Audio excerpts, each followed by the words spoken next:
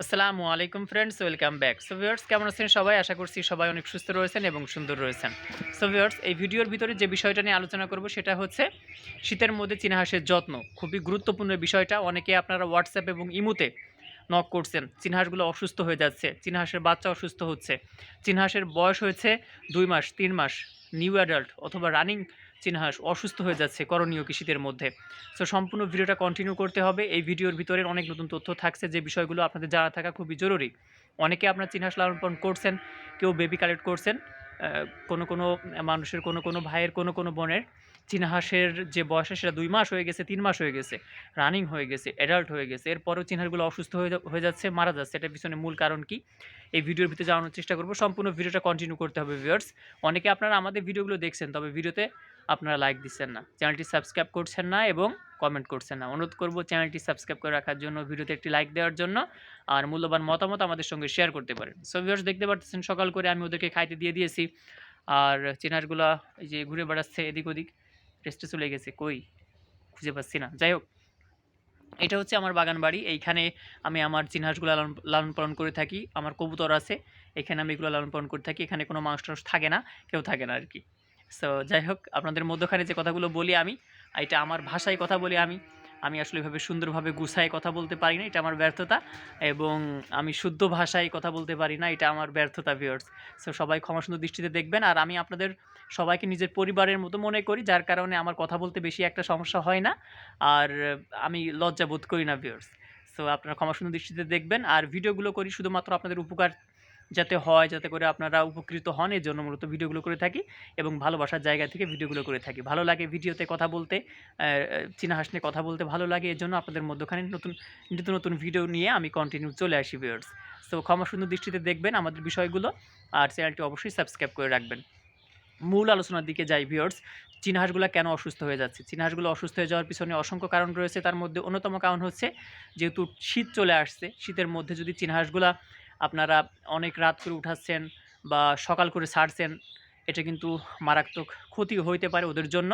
কারণ যদি সকাল করে আপনারা হাঁসগুলা ছাড়েন, সেক্ষেত্রে এই যে ঠান্ডা একটা বাতাস রয়েছে, এই ঠান্ডা বাতাসের মধ্যে চীনা হাঁসগুলা যখন বাইরে বের হচ্ছে, তখন কিন্তু ওদের ঠান্ডা লেগে যাওয়ার চান্স থাকছে। আর যখন ঠান্ডা লেগে যাচ্ছে, ভিতরগত ঠান্ডা, এটা তো প্রাথমিক পর্যায়ে বোঝা যায় না, এবং যারা নতুন লালন পালন করছেন তারা তো বুঝবেনই না।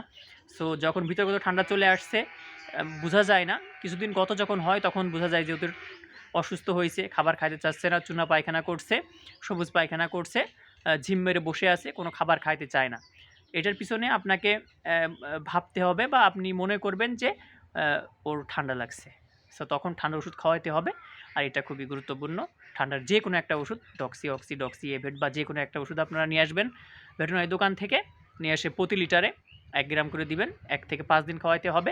ধরে খাওয়ানোর কোনো প্রয়োজন নাই, ওদের সামনে দিয়ে রাখবেন এবং 1 থেকে 5 দিন দিবেন। যে খাবারটা আপনি দিচ্ছেন ওদের, ওই খাবারের মধ্যে পানিটাও দিতে পারেন, একসঙ্গে মাখিয়ে দিতে পারেন এবং পানি সামনে রাখবেন কিছু সময়ের জন্য।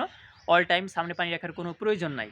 সো অসুস্থ হয়ে যাওয়ার পিছনে প্রধান কারণ ঠান্ডা লাগা। ঠান্ডা থেকে কবুতর বলেন বা আপনার হাঁস বলেন বা মুরগি বলেন, ঠান্ডা থেকে কবুতরকে, হাঁসকে, মুরগিকে দূরে রাখেন, আপনার কবুতর, হাঁস, মুরগি সুস্থ থাকবে।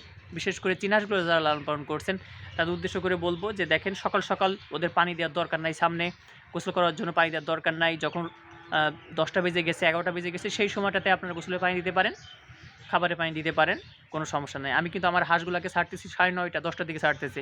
সো অনেকে আপনারা বলতে পারেন যে ভাই এত দেরি করে কেন ছাড়েন? 8:30টার দিকে ছাড়লেই তো হয়, বা 9টার দিকে ছাড়লেও হয়। সো হয়, কিন্তু আমি ছাড়তেছি 10টার দিকে, 10:30টার দিকে। সো এটা হচ্ছে মূল কারণ।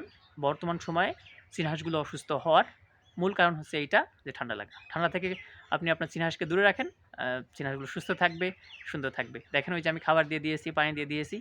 আলহামদুলিল্লাহ, আমার চীনা হাঁসগুলো সুস্থ রয়েছে। 7 পিস আমি কালেক্ট করছিলাম। 7 পিসের মধ্যে থেকে আল্লাহ তাআলা এখনো পর্যন্ত বাঁচিয়ে রেখেছেন 7 পিস। শুকর আদায় করতেছি। এটা আমার আসলে ওইরকম কোনো যোগ্যতা বা ক্ষমতা নাই ওদেরকে আসলে সুস্থ রাখা, সুন্দর রাখা, এটা আল্লাহ তাআলা রাখছেন। আমি একটু কী করে টেক কেয়ার করছি, একটু যত্ন করতেছি, এই। সুস্থ রাখার ক্ষমতা তো আমার নাই।